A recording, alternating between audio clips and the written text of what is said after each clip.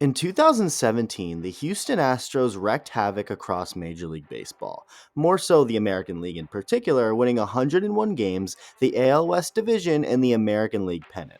And who would they face in the Fall Classic? The 104-win Los Angeles Dodgers, a team that also happened to wreak havoc across Major League Baseball, but more specifically the National League. So this was going to be good. The Dodgers had home field advantage, and I feel like most picked them to win it all. A lot were pulling for Houston, in large part because of the crap they had to go through with the hurricane that year, but it seemed like this was the Dodgers' year. The Dodgers had been winning their division since 2013 up until that point, but had either had their season ended in the NLCS or the NLDS, meaning this was the first time they'd finally get past both rounds and get to the World Series. In fact, this was the first World Series featuring the Dodgers since 1988, the last time they won it all.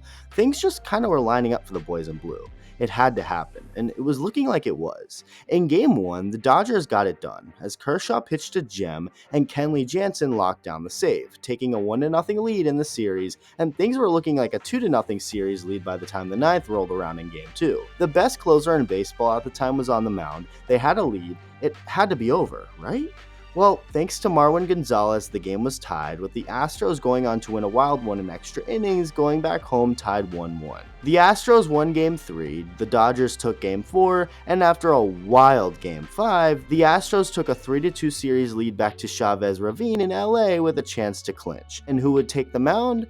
Justin Verlander. Unfortunately for Verlander and the Astros, Verlander isn't a great World Series pitcher. Not necessarily doing that bad in Game 6, just not good enough, as the Dodgers won and forced a Game 7. Game 7, Dodger Stadium, and the LA crowd was ready to erupt for a championship. It had to happen. George Springer ended up happening instead, going 2 for 5 including his big home run to make it 5-0 Astros, and the Dodger faithful was never really truly able to get loud, pushing just one run across the plate as the Astros won it all for the first time in franchise history. Little did we all know at the time, but this was going to impact the future of so much, including the Dodgers as a team and a franchise. This video is sponsored by Raycon. Christmas is coming up, and Raycon is the perfect gift either you can give someone you love or get from someone you love. Raycon's wireless earbuds, headphones, and speakers offer premium sound, an almost custom comfortable fit, and up to 54 hours of battery life. And I speak from experience when I say that that's true. Anyone you gift them to will find a use for them right away, whether they use the speakers to start a party in the living room or escape the party completely and use the earbuds for some much needed Zen meditation.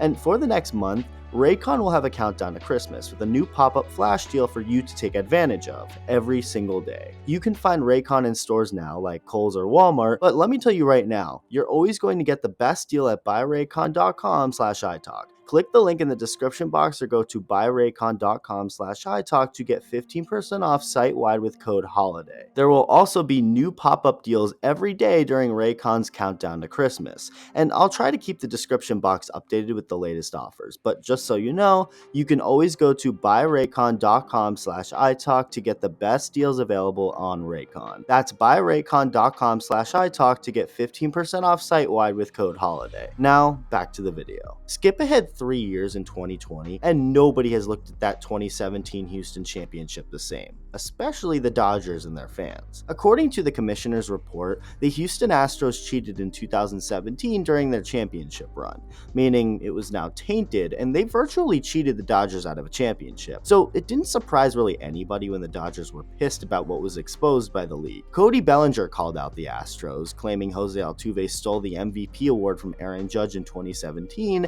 Carlos Correa saw these comments, went ham on Bellinger to Ken Rosenthal during an interview, and told him to shut up. Well, he threw another PG-13 rated word in there, but you get the point. It also didn't surprise anyone when Dodgers pitcher Joe Kelly trolled the hell out of the Astros, including Carlos Correa. During a game in late July during the shortened 2020 season, Kelly threw over Alex Bregman's head, threw a slider over Correa's head, and then after striking Correa out, yelled at him and made a baby troll face, leading to the benches clearing from both sides.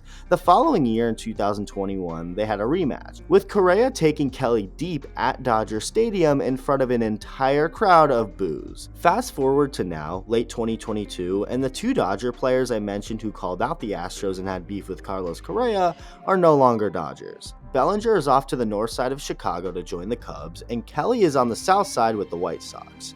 Correa also happens to be a free agent, arguably the top free agent shortstop, and undoubtedly the top free agent shortstop now, with Trey Turner and Xander Bogaerts off the market. And the Dodgers have actually been linked to the star shortstop. Right away, thinking about Correa in a Dodger uniform would be weird, considering, the huge pink elephant with purple stripes in the room that comes with that idea. Dodger fans hate Correa. He's had beef with the team, and it just seems like it wouldn't be a good fit.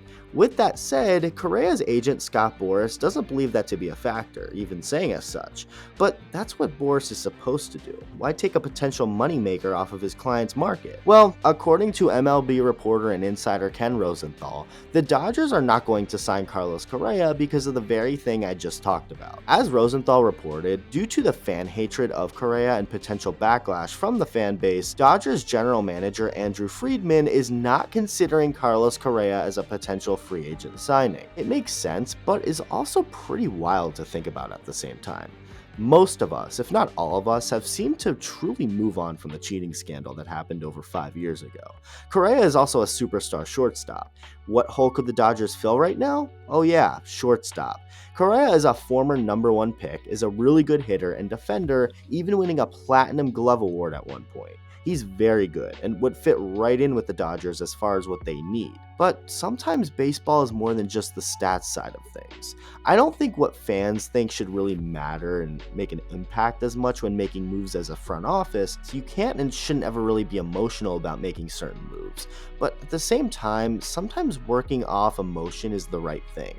And I honestly do believe most Dodger fans still despise Correa to this day. So why mess with that? The Dodgers don't need Correa. In fact, they don't necessarily even need to grab one of the top shortstops left on the market. It would be nice, but sometimes you do have to factor in what the fans think and how they would react.